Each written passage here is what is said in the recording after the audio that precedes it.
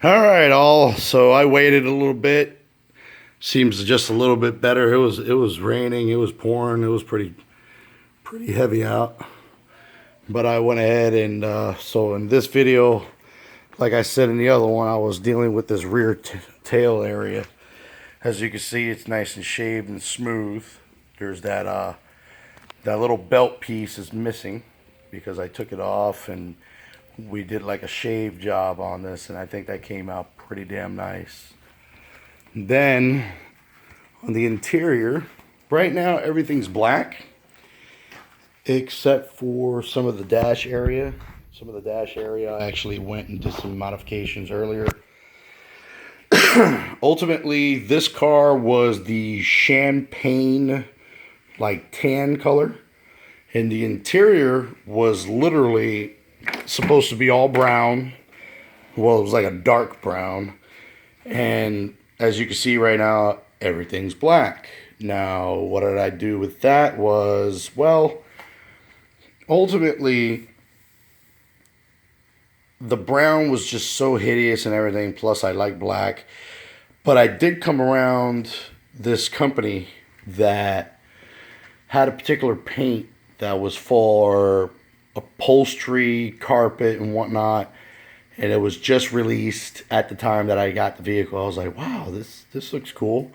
So I went ahead and did that. Like back here in the back, that carpet was not brown. It was actually a light teal color due to the fact that this particular hatch window does not have any tint. This vehicle did not have any tint at all, so some things did fade.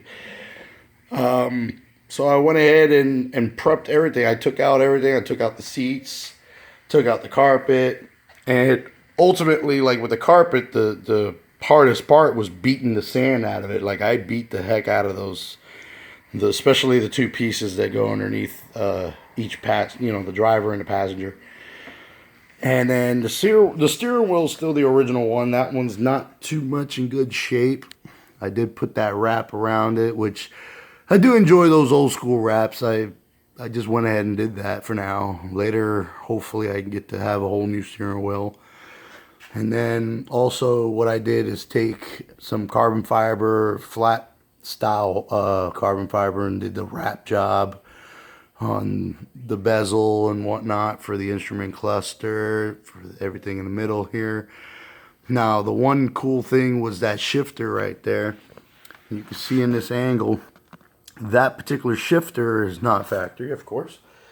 What I did there is that particular shifter is an aftermarket one I came across where for automatics, since the particular handle that it had in the beginning, the factory one was just done. It was done. It was missing the button that goes on top of the activation button that you would actually push down. So I had to kind of push my thumb inward. Like I had to put it in a hole to push what exists to try to shift the car. With this particular one, it's a lot different. As you can see here, I went and bought this boot, which is black with a red stitching. And that was, I believe, eBay. I got it for about $11. And then this I found through a company on eBay. So this aftermarket piece, you have like this cylinder here, and inside is another cylinder. So the first cylinder goes onto the actual shaft, and then you position it all the way down until it stops where the button would sit. And then on the back side here, you have a little screw that you push down just enough, like a little bit, and then you tighten it. That way it has a little bit, it won't have any play. And then this ball on top just screws on and you're good to go. And then with this particular one, instead of having a button you push on the original model, with this you're able to just push down, so the entire unit just slides up and down on the cylinder. So you could hold it down and then pop it where you need to pop it. And then also you can see here, this is temporary. I haven't gotten a chance to hook it up. But that radio right there is actually an aftermarket radio. It looks like it belongs in the vehicle because of the way the knobs are.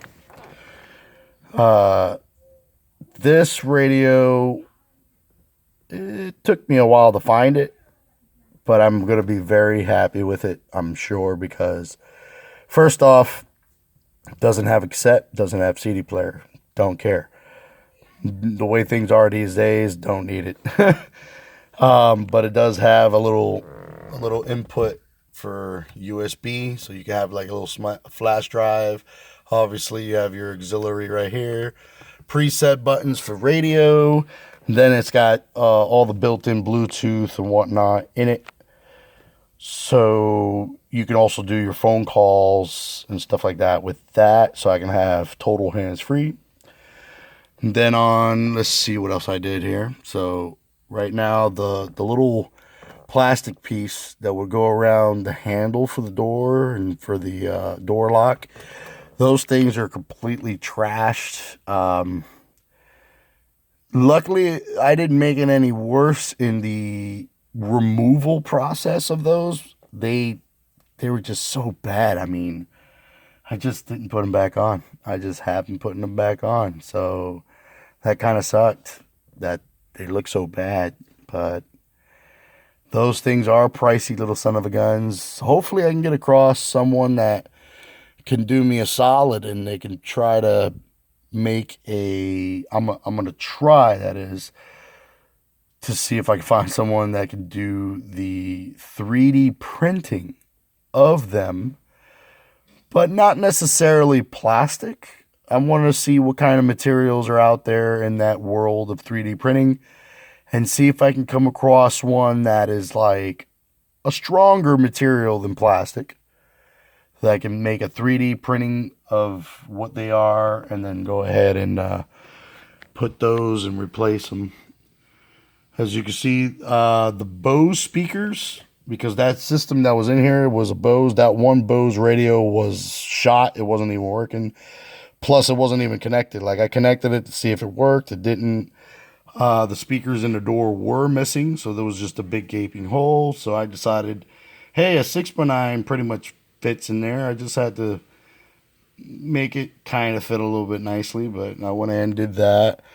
Both. You can also tell it's kind of not that good, but I took out the nasty carpet that was there, and I went ahead and put the material that I used to wrap my dashboard, which is this, was all cracked up and everything. So I took the material off and everything, got to bare material, and I decided I wanted it nice and thin and wrapped it with a particular leathery type material, which then I used that leathery type material on the door. And I don't know if you can see it, but right under here, underneath the kick panels on the passenger and the driver's side, the little bit of piece that was like a padding, this is like a padding under here for your knees, that had a disgusting little piece of carpet as well. But I went ahead and took that off, and I put the same material down there. So that part there looks a hell of a lot better. And then for here on the seat, I don't know if you can tell, but I have this nasty crack right here. Here's a nasty cracks right here in the stitching that they try to do. These two portions were on the driver's side. So I put what was essentially on the passenger side. I put it on the driver's side.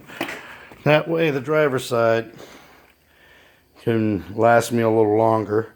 Like I said, they were brown, but I followed all the steps of the particular upholstery paint, and so far it looks fantastic still after the few times I got a chance to drive the car. And that's pretty much it. So hopefully I'll get an opportunity to do more to the car. Like some of the things I did, I put obviously brand new weather stripping. So the other one was pretty bad. I mean, I still got, I think, a few spots I need to double check that I believe leak. And I did a few things up here in this top portion, but it might still leak because the guy that owned it too, the top targa was actually in bad shape, so I had to try to do some nice repairs to that. So because of the shape that was in, maybe that's why I was getting a little bit of a leakage somewhere like in the middle, I want to say. So, but we'll see. I mean, until then, I'll see you in the next video.